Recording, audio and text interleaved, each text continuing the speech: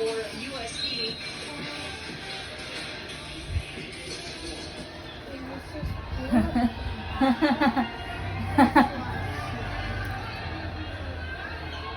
Corrado, one of Right the down. rookies for USC contributing Right. as much also. Right down. From the veterans this Pa. time around, Ivy Pa. Hernandez.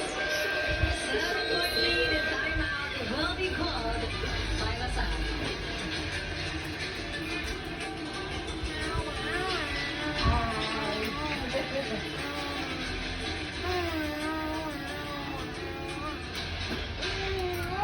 Wala tayo eh. Hindi mo pwedeng mag-service na yung kalaban natin. Wala pa tayo. Unang-una, gumising mo na tayo.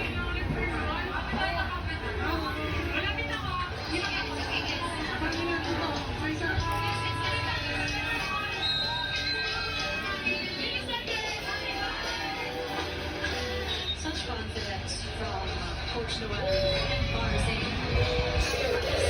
Kaya talaga. They've done it already in the first set. It's not impossible for the DLSC Ladies Tigers to do it again.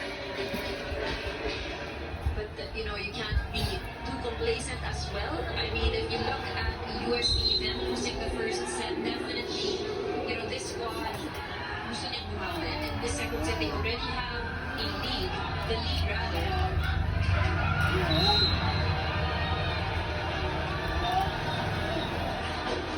Napabuti pa yung error on the side, mistake on the side of DLSU.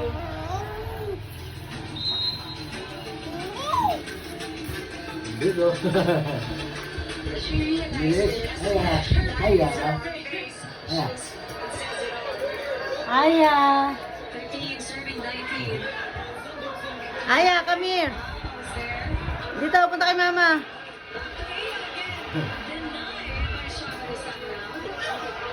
On attack from the back. Aya. Too strong. Yes!